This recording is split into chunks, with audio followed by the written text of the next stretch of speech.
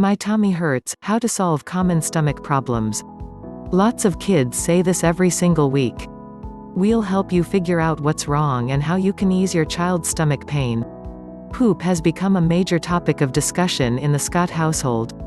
That's because 4-year-old Caroline, who has frequent stomachaches, is a holder, the term doctors often use to describe a child who won't use the toilet when a bowel movement beckons. Her mom, Colleen, of North Attleboro, Massachusetts, has tried pleading with Caroline and also bribing her, explaining that her belly wouldn't hurt if she went regularly. But overcome by an irrational fear that she can't clearly explain, Caroline waits until she has to go so badly that poop leaks into her underwear. When an X-ray recently confirmed that Caroline's bowels were packed, her doctor prescribed a stool softener and laxative. Once that did its job, however, she went right back to holding. Abdominal issues are so common that nearly half of school-age kids suffer more than one gastrointestinal symptom weekly, according to a study at Ann and Robert H. Lurie Children's Hospital of Chicago.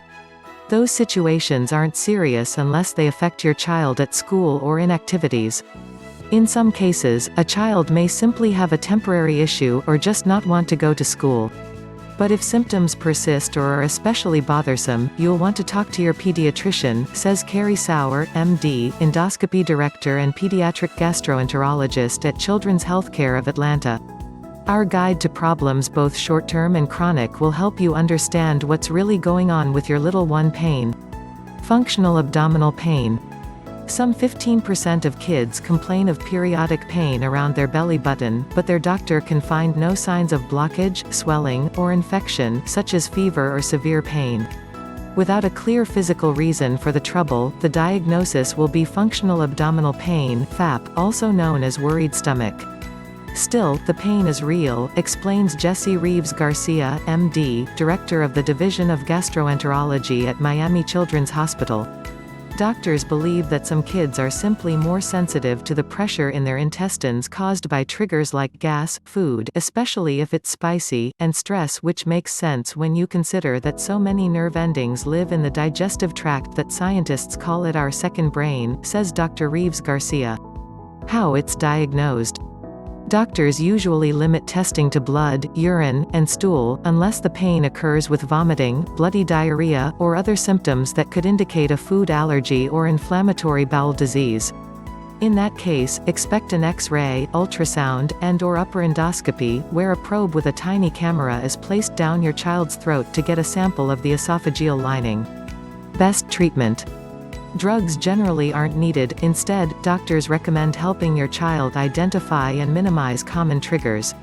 Teach him how to distract himself when he feels the pain coming, maybe by listening to music or playing an iPad game, says Richard Gilchrist, MD, a child and adolescent psychiatrist at Nationwide Children's Hospital, in Columbus, Ohio. Irritable bowel syndrome. When general stomach pain accompanies bowel movements, which typically include diarrhea or constipation, your child likely has irritable bowel syndrome (IBS).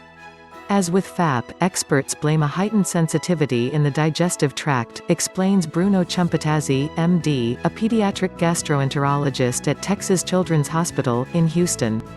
About a third of children who have IBS, which tends to run in families, outgrow it, but the rest are affected for years, often into adulthood. How it's diagnosed. Doctors typically diagnose IBS based on symptoms and sometimes blood, stool, and urine tests without conducting invasive medical exams, since they almost always come back negative, explains Dr. Ciampatazzi. Best treatment.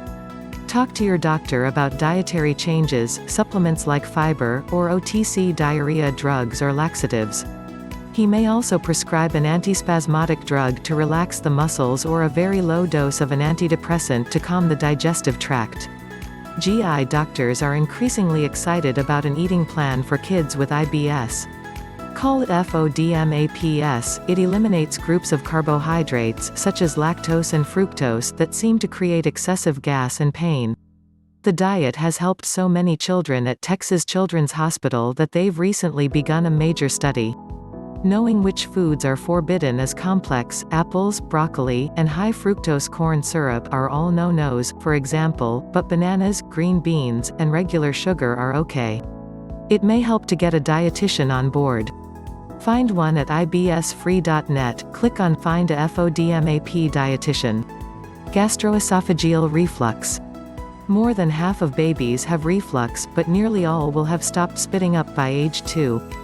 Still, between 2 and 10% of kids develop gastroesophageal reflux disease (GERD), in which food or acid come back up, even though kids don't generally feel this. Instead, most children experience abdominal pain, a dry cough, recurrent throat clearing, and less interest in eating, says Dr. Sauer. How it's diagnosed. Doctors typically rely on symptoms, although if the problem is severe, a pediatric gastroenterologist may have a tiny, flexible tube inserted into your child's esophagus for 24 hours to record each incidence of reflux.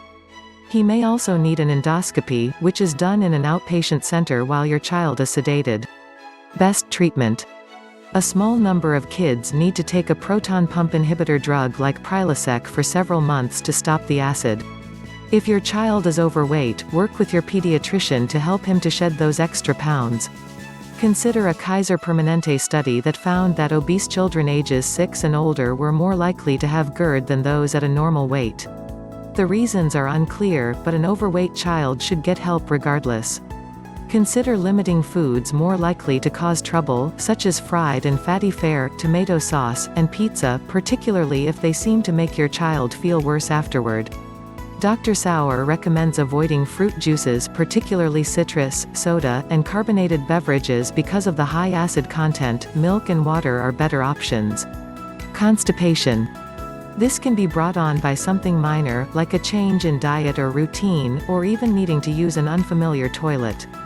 But for some kids it soon escalates, because stools get harder the longer they stay inside, making elimination more difficult and, for younger children, frightening. A packed colon can also stretch to the point where it stops working properly. Many parents believe that kids need to have a bowel movement every day, says Barbara Doty, MD, Associate Clinical Professor of Family Medicine at the University of Washington School of Medicine, who sees a lot of constipation in her family practice in Wasilla, Alaska. But most doctors consider it a problem only when kids have a BM fewer than 3 times in a week, or if stools are especially large, small, dry, or painful. How it's diagnosed.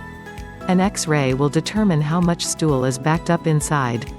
To detect, and possibly move the stool, your pediatrician may perform a rectal exam, suggest a glycerin suppository, or prescribe a mild oral medication to stimulate the bowels. Best treatment. Be sure your child loads up on vegetables, fruits, and whole grains every day, along with lots of water. You also want to establish good bathroom habits, so she doesn't get used to holding it in. Teach her to head for the bathroom as soon as the urge strikes, or to sit for 10 or so minutes right after breakfast or supper, Dr. Doty advises. Los Angeles mom Adriana Malika became strict about 3-year-old Enzo's bathroom schedule after he started screaming during painful BMs. I bring his favorite toy or book to entertain him while he's sitting, she says. Enzo's been known to brag that he pooped out a Brachiosaurus dinosaur, and his mom is happy to make a game of her son's successes since it takes the agony out of going to the bathroom. Cases that last several weeks or longer can require a clean out to empty the bowels, a stool softener like Miralax, a tasteless laxative powder, combined with an enema. For children with chronic problems, doctors may recommend a daily dose of Miralax. Fixing your child's chronic constipation might also end any bedwetting issues he may have, according to research by Wake Forest Baptist Medical Center, in Winston-Salem, North Carolina, which found that accidents can result when trapped stool presses on the bladder. Inflammatory bowel disease. The 2 most serious digestive diseases, Crohn's and ulcerative colitis (UC), are known as inflammatory bowel diseases (IBDs). UC inflames the superficial lining of the large intestine, or colon, while Crohn's can strike anywhere along the digestive system, says Desale Jacob, MD, a gastroenterologist at Nationwide Children's Hospital. Symptoms include abdominal cramps, weight loss, nausea, fever, joint pain, mouth sores, and, especially with UC, bloody diarrhea. They can cause malnutrition, stunted growth, fatigue, intestinal blockage, and anemia if not caught early and properly treated. How it's diagnosed. Once the primary care doctor suspects IBD, she may do blood work and at the same time refer your child to a pediatric gastroenterologist (GI). Pediatric GIs use X-rays, abdominal MRI or CT scans, upper endoscopy, and/or colonoscopy. Best treatment. It really depends on the severity of the case. Some children have to rely on formulas such as Pediasure or Ensure for the majority of their diet. Other kids may need powerful medicines including steroids, anti-inflammatory drugs, or the same immunomodulatory drugs used to treat cancer. A small number of kids with advanced UC who don't respond to drugs get relief only when part of their colon is removed. This doesn't help with Crohn's since the disease affects the small intestine too. Felicia Haywood, of Chicago, was initially horrified when a doctor prescribed the immunosuppressant Imuran for her then 3-year-old son, Lamont St. Clair, who was diagnosed with Crohn's at 16 months. But she has dutifully given him the medication each night for 2 years, and her son is finally thriving. He's a regular, happy kid, and he's put on enough pounds that he's finally reached his age-appropriate weight, Haywood says. Celiac disease. Children with this autoimmune disease have no choice but to avoid even the tiniest speck of the grain protein known as gluten. Otherwise, it sets off a reaction that causes serious damage to the walls of the small intestine, along with severe stomach pain, diarrhea, and constipation. This is why kids who aren't diagnosed for years suffer from problems like growth delays, iron deficiency anemia, and thin bones, says Dr. Chumpatazzi. Be sure your doctor considers celiac if your child's digestive problems include weight loss, migraines, joint pain, or tingling in the hands or feet. There seems to be a genetic component, so if one child has it, siblings are more likely to as well. How it's diagnosed. It's best to have your child tested right away. The process begins with a blood test that checks for antibodies. If they are found, the condition is confirmed with an endoscopy to biopsy a sample of the villi, which are hair-like projections that absorb nutrients in the small intestine. Best treatment. The only remedy is a completely gluten-free diet, avoiding a long list of foods made from wheat, barley, and rye. Gluten also often hides in processed foods like luncheon meats, gravy, and soy sauce. Fortunately, supermarkets increasingly feature gluten-free processed foods. Omaha mom Jenny Peters, who has 4 children with celiac disease, says some switches are easy.